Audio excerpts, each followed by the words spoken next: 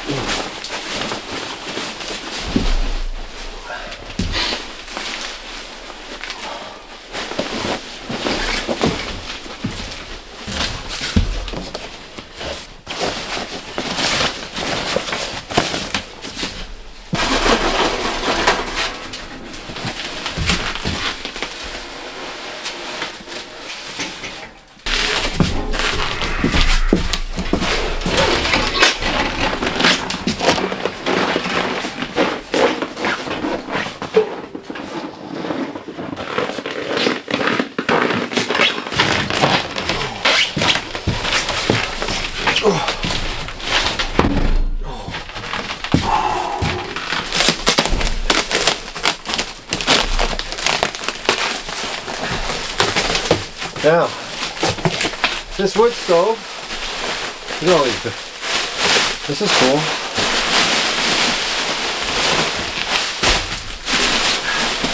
This wood stove is really unique. Here's the door, hidden in here, and here's what the wood stove sits on. A stand, everything handmade. What do we have here? Okay, this is the collar, a part of the collar. It's a pipe, and this is what's going to start my everything. This is what's going in first. This is the best unboxing in the history of YouTube. Look at all this stuff. And look, a really nice poker. Handmade, just for me. I feel so fortunate. And here is the door.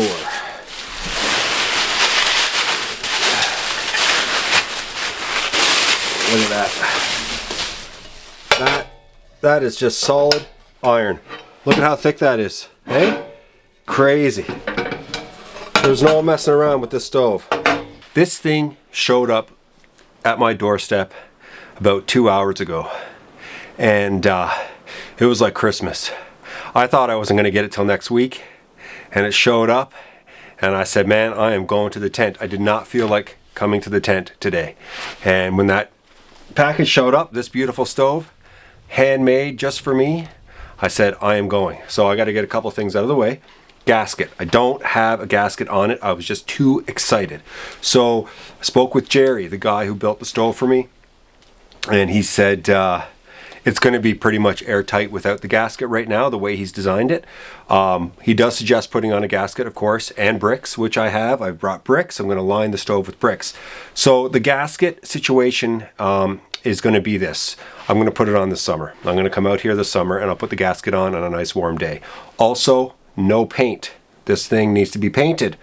And I know Jerry back home, he has a stove like twice the size of this, 3 times the size of this in his cabin. It took him a couple of years before he got around to painting it, said everything should be fine. This summer, when I come out, I will bring paint and I will paint it. So, no gasket, no paint. Also, The stove had quite a bit of tape on it, and just in order to get it delivered to me. So there's quite a bit of like the gooey underneath the tape sort of stuff, and I tried to get it off. I didn't get it all off. So I will be having the fire in here with the door wide open for the first couple of hours, just to get the gooey stuff from underneath the tape just to kind of burn off. And I don't want to be breathing that in.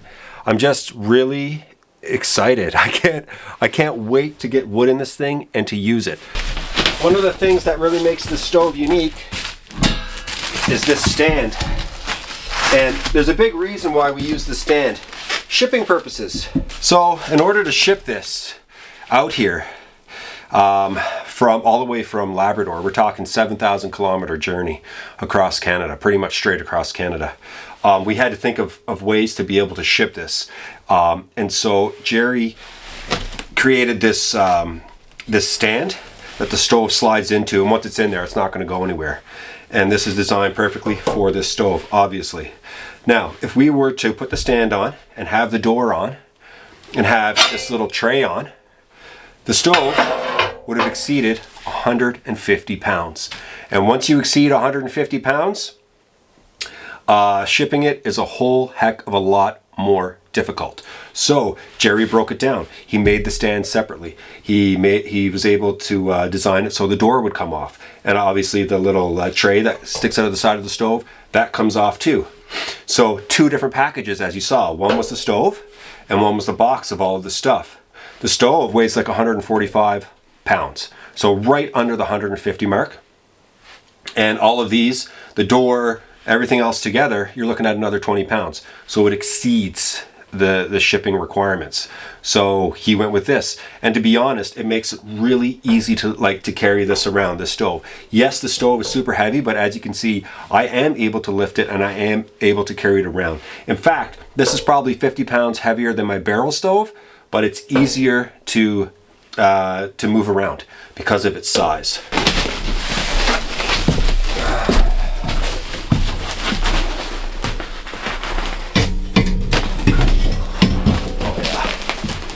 Easily. Look at that. Perfect. Okay.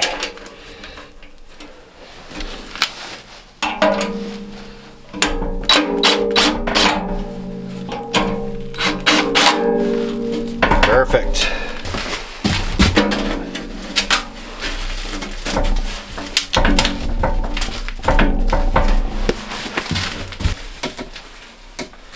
Okay. That's in there good.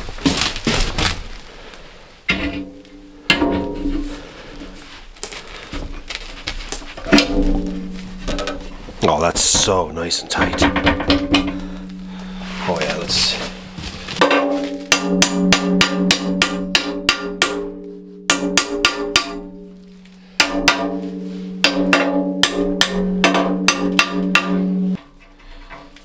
Can I get that down in? There we go. Perfect.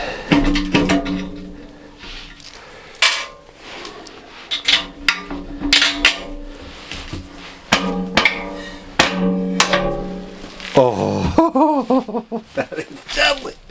Look at that. Oh my gosh, it's just like airtight, and it doesn't even have a gasket. Now this doesn't have to be super duper tight. Okay, so look at this.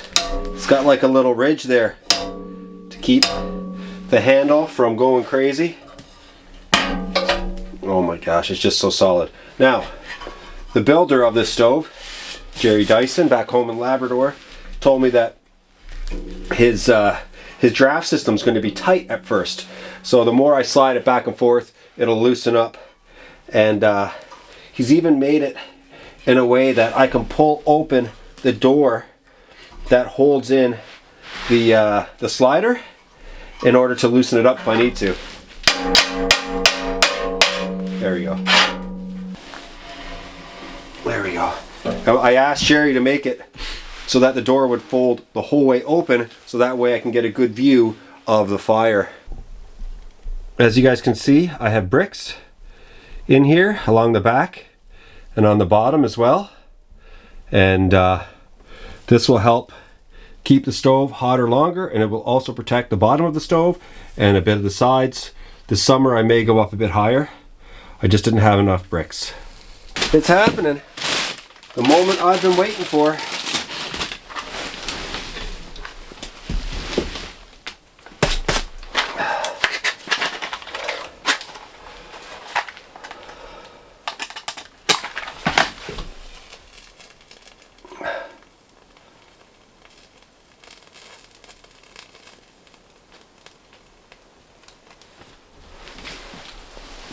Fire in the hole.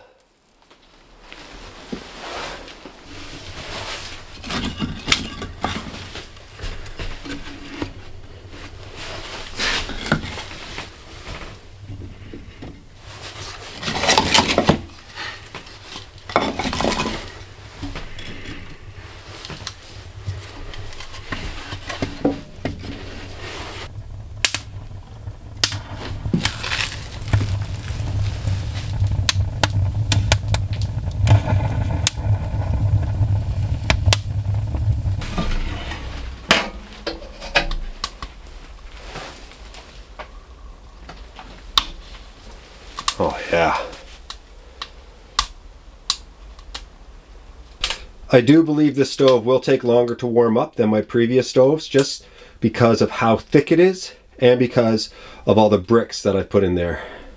Hopefully all the stuff on the side just burns off nicely without causing me any issues.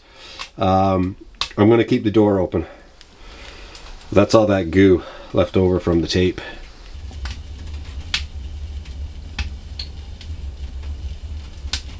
I've had the stove going now for about 30 minutes and it is pumping out a wicked heat. Like, you can just tell the quality and the difference. There's so much difference between this and any other stove I've used at camp. It's so thick. The radiation is amazing. It's just radiating a beautiful heat. Oh, I'm really excited about this stove. Like, I can't praise it enough. And I mean, look at the size of it. It's a perfect size for this tent. And I'm telling you, if I ever build a cabin, this is going to be the stove in my cabin.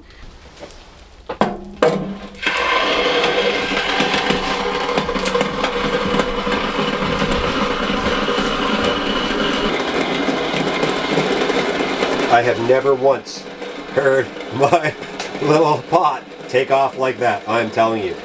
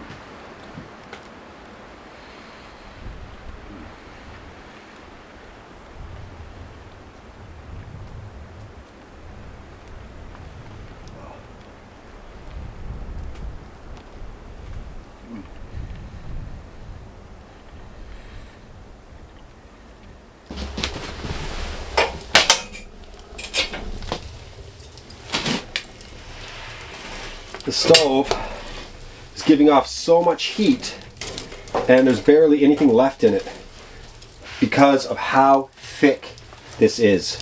Can't say it enough. I think that's a really key feature of the stove.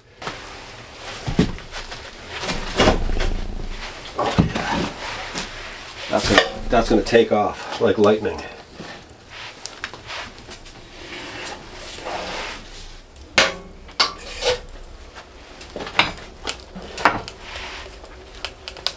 Oh yeah.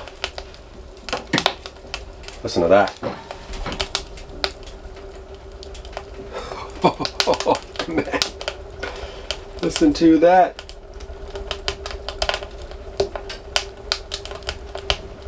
It's like a jet.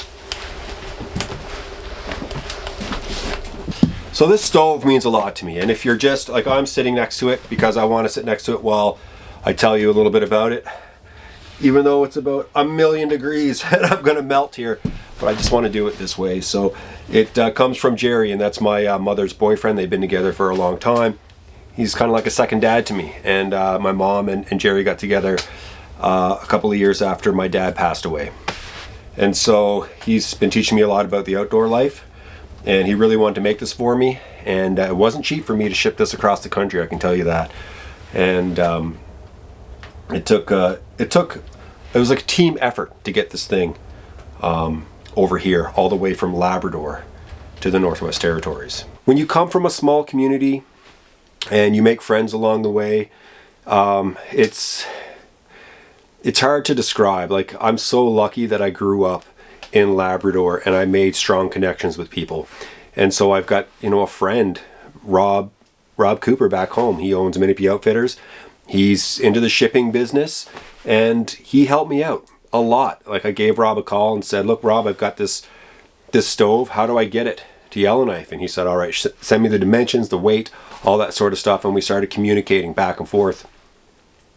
And he's a really nice guy, and he I don't want to say that there was a discount involved in the shipping, and it was just Rob being a good guy, and I just really appreciate that. And it's just one of those benefits of knowing people and coming from a small community and the East Coast.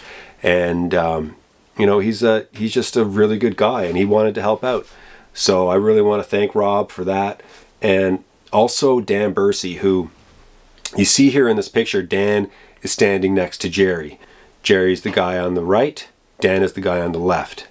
And Dan owns a shop where Jerry goes to work quite often. He does jobs for Dan. And Dan is very, what's the word I'm looking for? Generous. He allowed for Jerry to go in to his shop and to utilize all of the materials for the stove. And that it means a lot to me. Like the sheets of metal that were in Dan's shop are now sitting in the Northwest Territories, molded into a wood stove and heating me right now as we speak. But it works both ways, right? Like, if Dan needs a hand and he's looking to get a little bit of work done, Jerry will go to Dan's shop and help him out. He really loves to be a helpful guy, Jerry does. And he has so much value in terms of being able to build things. He's very valuable out in the woods. I remember one time I was with Jerry and we were going out to his cabin, and it was pretty rough going out. It was black out. It was night. There was no light anywhere, like your tunnel vision in your snowmobile. And there was melting ice everywhere, even though it was like Christmas time. There was slush everywhere. And there was a guy, I think his name is Ted, if I remember correctly, and his buddies. And they have a cabin near Jerry's cabin. And we ran into Ted and his three buddies, and they weren't lost, but they were on their way to Jerry's cabin area. And we were probably about 40 kilometers out, and we pulled up behind them. And Ted was like, Jerry, you going to your cabin? And Jerry's like, yep. And Ted looked at his buddies and said, we're following Jerry. And that to me, like right there in that moment, I was like, all right, you know, Jerry's got cred out here. So yeah, he likes to help. Dan Bursey, Jerry Dyson, Rob Cooper, and Mom, always Mom. Thanks for helping me get this stove at camp. A stove that I will cherish for a long, long time. They're just sticks, but around here, that's what you get. There's a lot of firewood here, and a lot of work.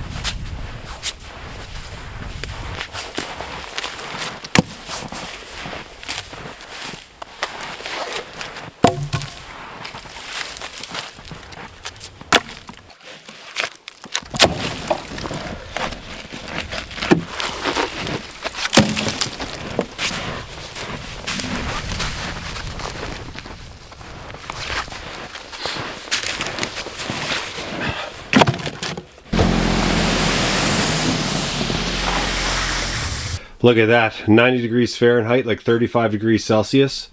Wow, just got back from cutting wood. And it's hot in here. It's hot.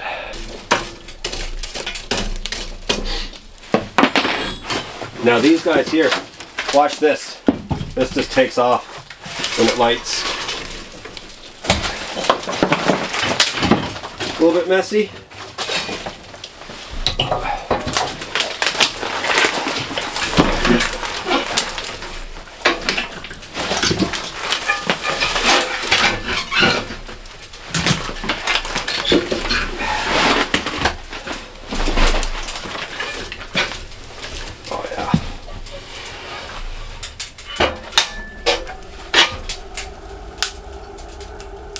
Listen to that. Tell me that's not the best draft. Wow.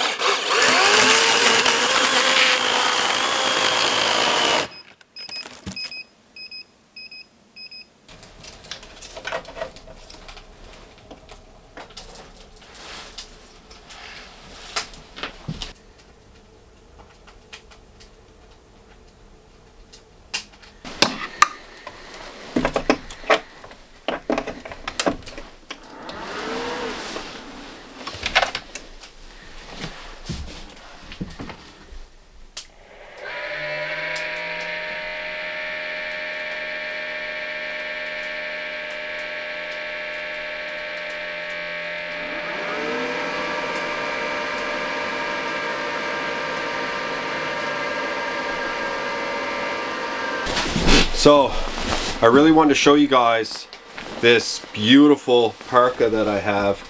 I've replaced my blue one with this parka, and this is a Skookum brand parka that I purchased in from a small company in Skookum brand. You can see there, it's a small company in Dawson City, Yukon, and the woman who I spoke with, she hand makes these things. And so if you go to Skookum brand online, like I bought this, I'm not sponsored by Skookum brand, but I called her up and I'm like, I want one of your parkas because I want a nice big parka like a pullover anorak style. And this one is called the Ivavik, I believe, this style. And I got it extra large, and I went with green. Green is one of my favorite colors. It always has been. I was going to go with more of a tundra color, but I changed my mind and I decided to go with a parka that was this color. So you can see it's got reflective tape right here. It's got front pockets, like a big pouch right here in the front. I'd put it on and show you guys, but it's just too warm. It's got another way to access in behind the pouch right here on both sides, right? And I was looking for that. Okay. And it slips over my head really easily. The material is top notch. Now, I don't like to get political, but I'm not really pro Canada Goose right now. And I like real fur, and I've spent a lot of my life in the north. Look at this, isn't that beautiful? Skookum brand right there. And this is a coyote fur, and it was harvested in a sustainable way. You can see it's got this like a giant neck warmer. It goes like right across the neck here. What else does this have? Oh yeah, giant armpit vents, which I actually needed today coming in on my snowmobile. I warmed right up in this thing, and I opened them up and I could let the air come in. So this is, I like this. I like the armpit vents. It's got a bit of the 3M reflective tape on the bottom as well. Now I could have gone with the 3M reflective tape right across this pouch here and on the sidearm, which by the way has a pocket, another pocket. But I decided not to because, like, you can see how this is reflective now. You can imagine a giant strip of tape right across here, and if I'm standing in front of a light, that's just going to glow. So the materials are super quality materials. So yeah, I recommend, like, look, if you're looking for a pullover parka and you want quality and you want something that's handmade, specific, like, there's so many different colors, there's so many different ways that you can have this made. And so when I talked to her for about 20 minutes about exactly what I wanted. I wanted coyote, I wanted a large fit, I wanted green, I didn't want the tape across. So it's a really beautiful northern company, and I was glad to spend the money on this. These are not cheap, but I know it's going to last me a lifetime. And like I said, I like real fur, and Canada Goose has kind of gone away from that a little bit.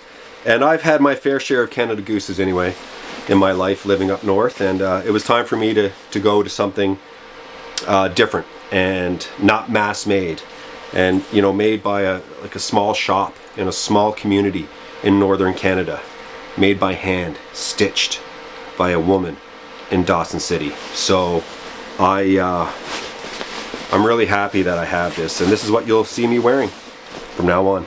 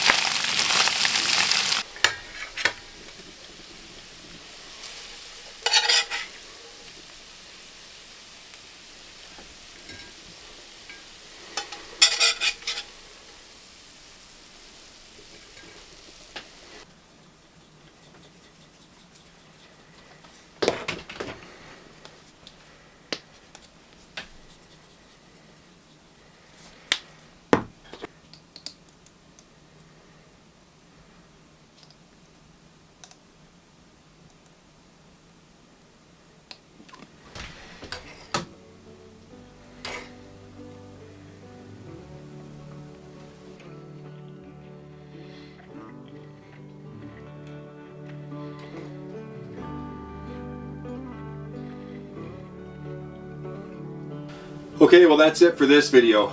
The meal is amazing. I love it. Just some crisped up, like I like almost burning my hamburger meat. Not burning it, but getting it really crispy. And then frying the potatoes, mushrooms, onions. That's a classic for me. Put it all together. Salt, pepper, ketchup. So good. And I used regular ground beef today, so it's got like a fattiness that I can taste on my lips. So yeah, that meal was amazing. Today has been amazing. The stove is great. I'm glad I got some work done out there. I've got some extra wood now, and yeah, loving the new parka. It's been a really good trip. So if you guys liked it, I'd love for you to hit the like button and all that sort of stuff. And if you haven't subscribed, why not hit subscribe? So yeah, I'm glad that you guys watched this video, and I'll be back really soon.